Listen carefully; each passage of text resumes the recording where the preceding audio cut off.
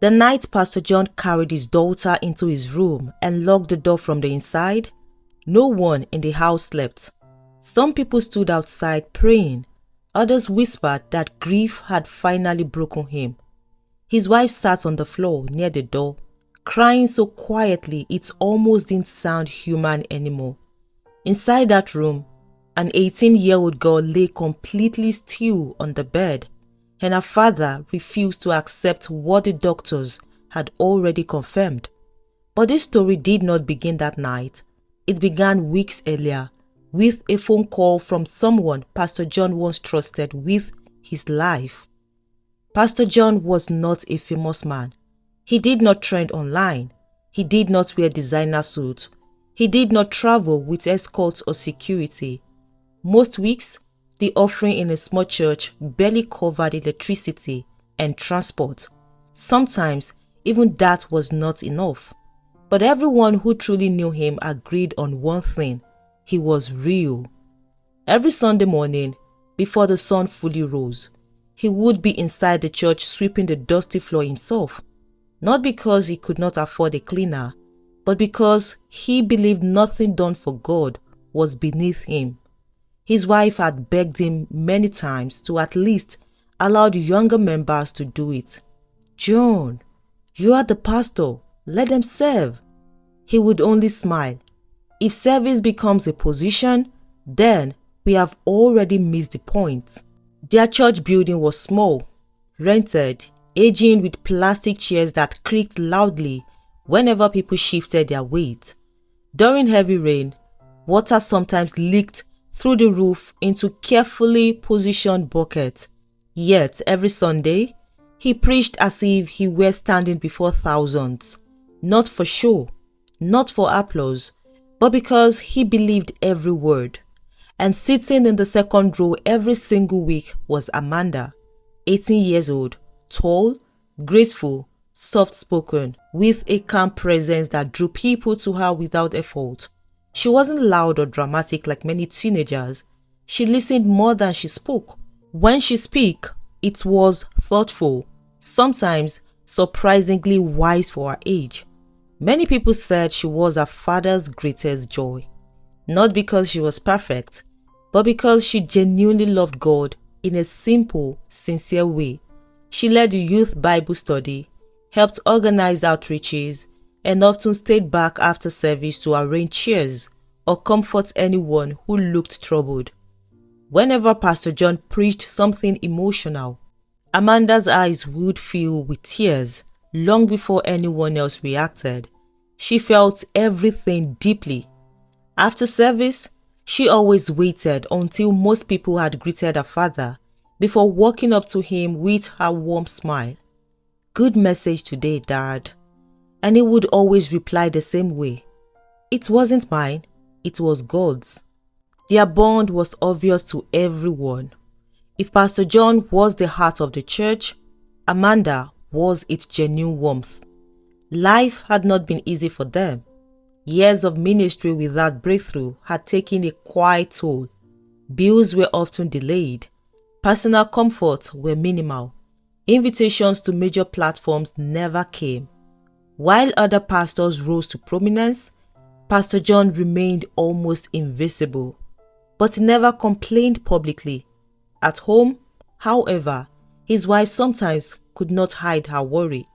"John, how long will you continue like this? You've given everything. Don't you think God wants you to also rest, to enjoy a little?" He would hold her hand gently. "Our reward is not always here." Amanda usually sat quietly during those conversations, watching her parents with thoughtful eyes. One evening, as he ate a simple dinner of rice and stew, she spoke softly. "Dad, if God called you to this small place, then it means someone here needs you. Big is not always better." John looked at her, surprised, then smiled slowly. "Where did you learn that?" She shrugged slightly. "From watching you."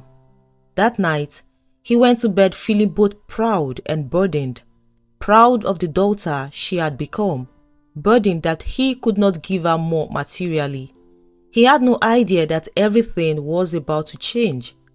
One Tuesday afternoon, John was in his office preparing notes for midweek service when his phone rang. The number was unfamiliar. He hesitated before answering. "Hello?" A deep, confident voice responded immediately. "John, is that really you?" Something about the tone stirred the memory. "Yes, who is this?" "You don't recognize your old friend anymore?" John sat upright. "Victor?" "Finally! I thought success had erased me from your memory." John stood up so quickly his chair scraped loudly across the floor. "Victor, my goodness! It has been years. Where are you? How did you even get my number?" Victor was not just an old friend. They had been inseparable during their university days, both leaders of the campus fellowship, both compassionate about revival, both convinced God would use them mightily. But after graduation, their path diverged. John went into humble pastoral work. Victor disappeared into what people later described as explosive ministry growth. Mega conferences, television appearances, international invitations, wealth beyond imagination. John had watched from a distance, sometimes with quiet admiration, sometimes with uncomfortable questions he could not answer. Now that same man was on his phone. "I have been meaning to call you for years," Victor said smoothly. "I'm actually in your city for a conference. I would really like to see you." John's heart warmed instantly. "Of course, anytime. You are always welcome." "Good. I'll send a driver to pick you up this evening." "Driver?" John almost protested, but Victor ended the call before he could respond. By evening, a sleek black SUV pulled up in front of the modest church compound. Neighbors peered curiously from windows. Children stopped playing football to stare. John adjusted his simple suit nervously before stepping outside. The driver opened the door respectfully. "Good evening, sir." "Sir?" No one called him that. The ride to the hotel was silent, smooth, almost unreal. Tall buildings and glittering lights replaced the familiar modest streets of the neighborhood. When they finally stopped in front of an expensive 5-star hotel, John felt suddenly underdressed. Inside, the lobby gleamed with polished marble and soft golden lighting. The air smelled faintly of expensive perfume. Then he saw him. Victor sat comfortably on a plush sofa, dressed in an immaculate suit that looked effortlessly expensive. His wristwatch alone could probably pay a year's rent for John's church building. But what struck John most was not the wealth, it was the aura, confidence, authority, a presence that made people nearby glance repeatedly in his direction. Victor stood, smiling broadly. "John!" They embraced tightly, laughing, slapping each other's back like young men again. "Look at you," Victor said, stepping back to examine him. "You haven't changed at all." John chuckled awkwardly. You have..." Victor laughed. "Yes, life has been kind." They sat, and for a while, the conversation was warm and nostalgic. Memories of night prayers on campus, evangelism trips, debates about theology, dreams of changing the world. For a moment, John felt like he had stepped back into a simpler time. Then, Victor leaned forward slightly, his tone shifting.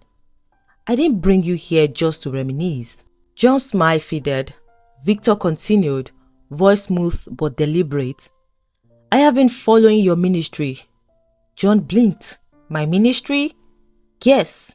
You are faithful, consistent, pure." Something about the way he said pure made John uncomfortable, though he could not explain why. Victor continued.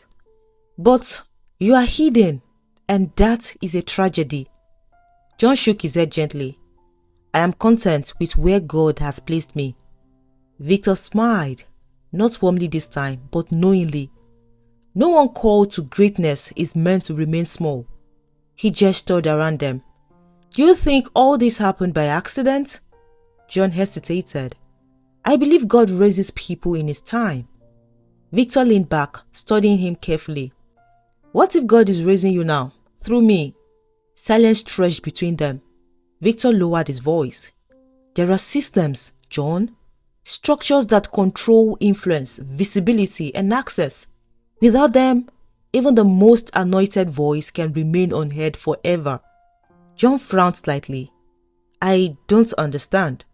Victor smiled slowly. You don't need to struggle anymore. I can open doors you cannot even see. His words were enticing, but something beneath them felt heavy. What kind of doors? John asked cautiously. Victor's eyes held his. Global platforms, media dominance, financial overflow, government connections, instant recognition. John swallowed. And what would I have to do? Victor did not answer immediately. Instead, he leaned forward, elbows on knees, voice dropping to almost a whisper. Join us. A chill ran through John's body. Join who? Victor's smile deepened, calm, confident, unsettling.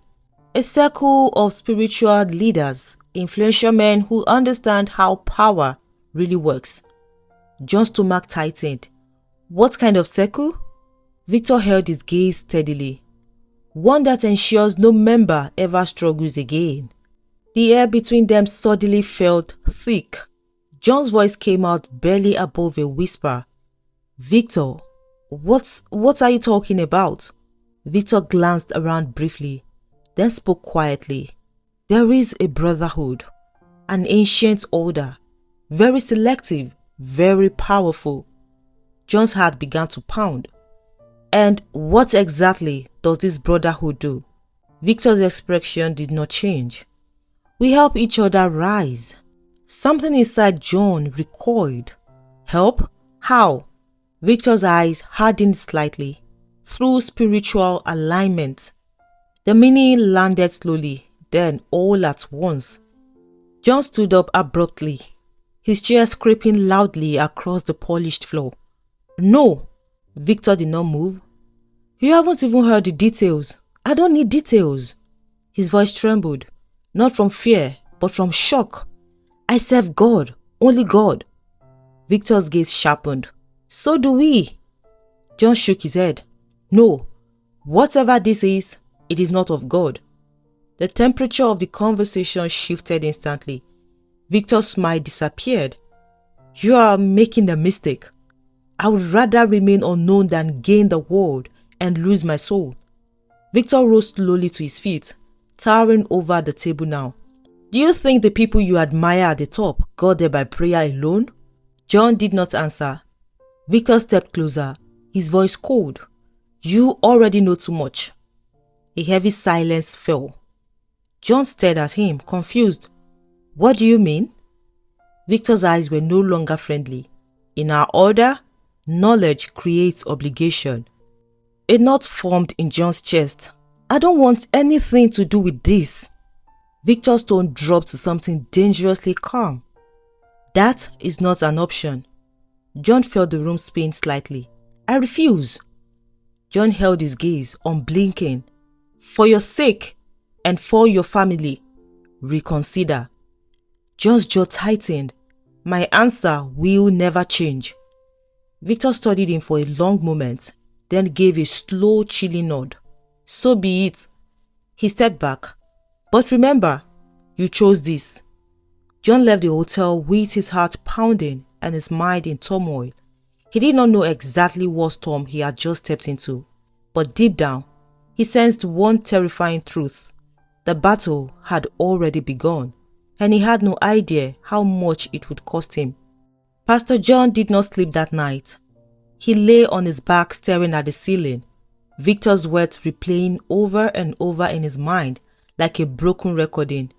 You already know too much. That is not an option. You chose this. Beside him, his wife slept lightly, turning occasionally, unaware that something had shifted in their lives forever. Around 2 a.m., He quietly got out of bed and went into the living room. The house was dark except for a faint glow from the street light filtering through the curtains. He knelt beside the couch.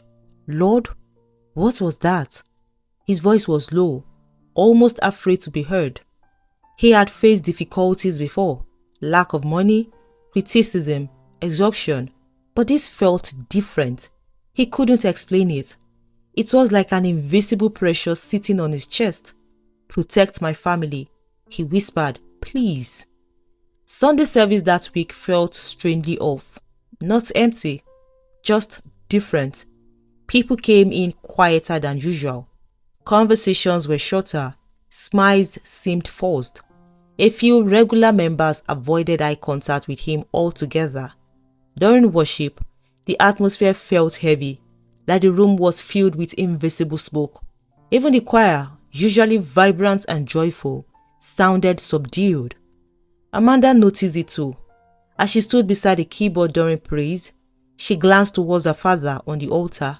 He looked focused, but she could see the tension in his shoulders.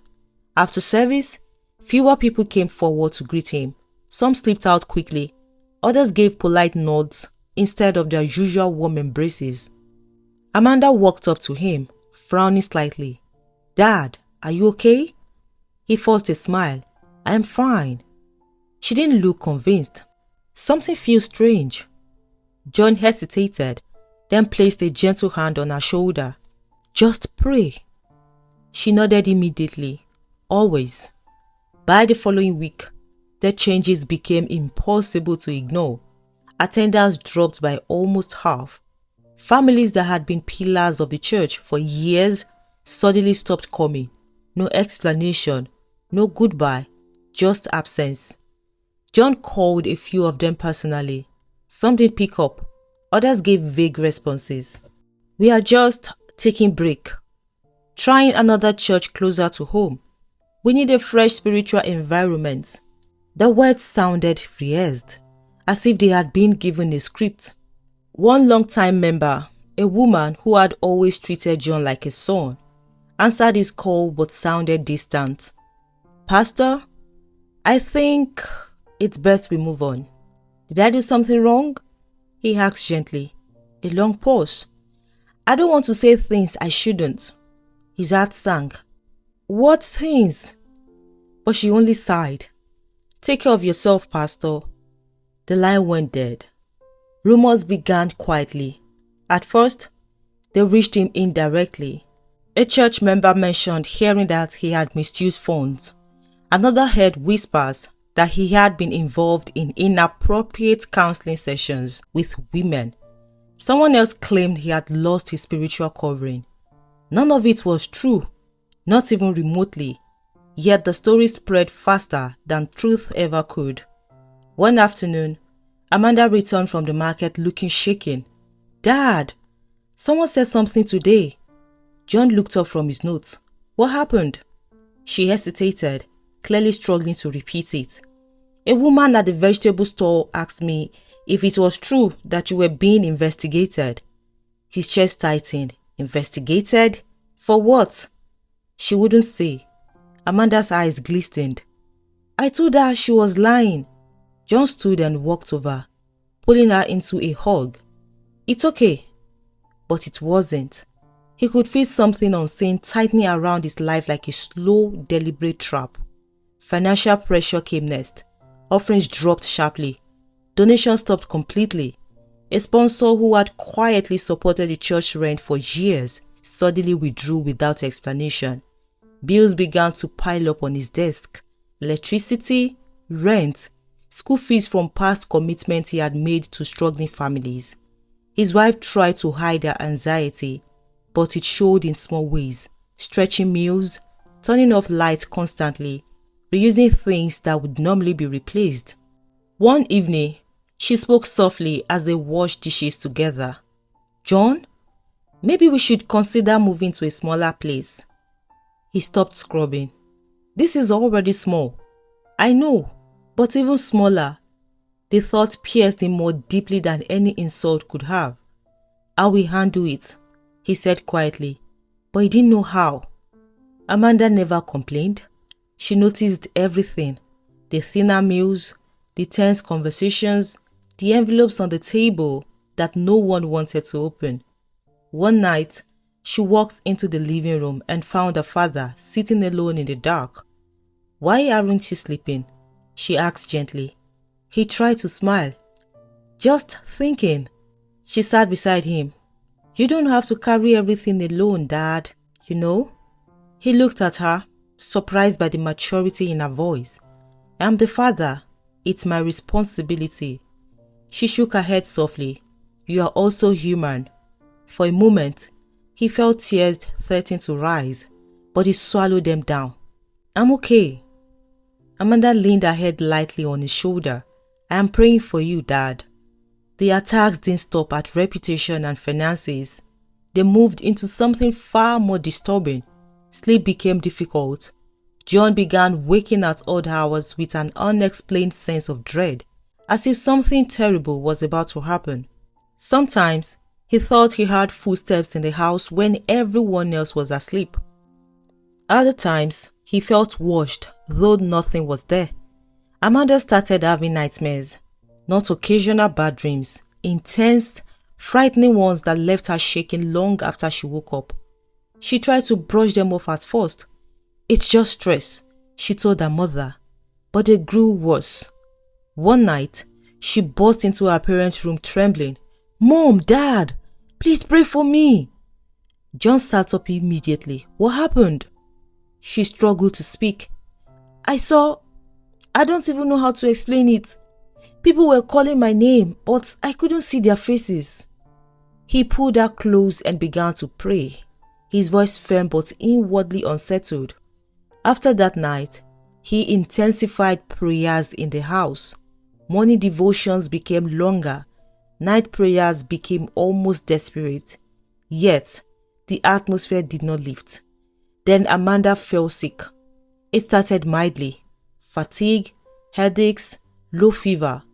Probably just stress, the doctor said after the first visit. She was given medication and sent home. For a few days, she seemed slightly better. Then the weakness returned, stronger. She began sleeping excessively. Walking short distances left her breathless.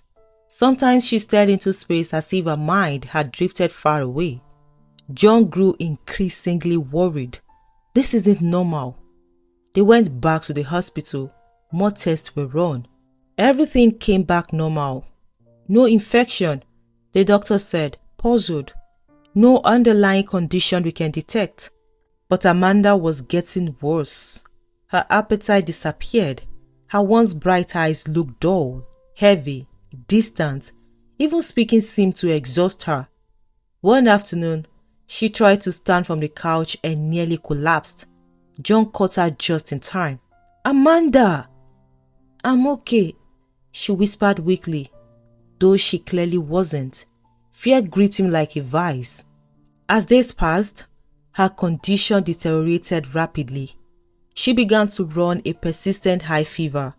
Cold sweat soaked her clothes. Sometimes her body shook with chills even in the heat.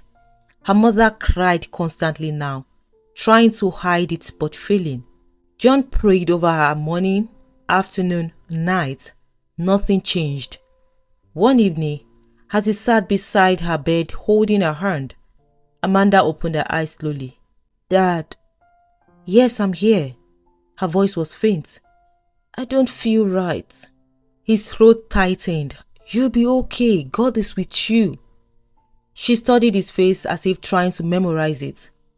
"I'm not afraid, but I feel tired. Very tired, Dad." He forced a reassuring smile. "Just rest." She nodded weakly and closed her eyes again. John turned away quickly so she wouldn't see the tears spilling down his face. That night, as he stood outside her room listening to her labored breathing, a horrifying realization struck him. Victor's warning: "For your sake and for your family, reconsider." His hands began to tremble. "No," he whispered fiercely into the darkness. "Not my child. Never my child." But deep inside, fear had already taken root. Something was happening, something beyond medicine, something deliberate. And for the first time in his life, Pastor John felt truly helpless. Inside the bedroom, Amanda shifted weakly, her breathing shallow, her body burning with fever. Outside the door, her father stood guard like a man trying to hold back a storm with his bare hands. He did not know that the worst was still ahead, and that very soon his faith would be tested in a way he had never imagined.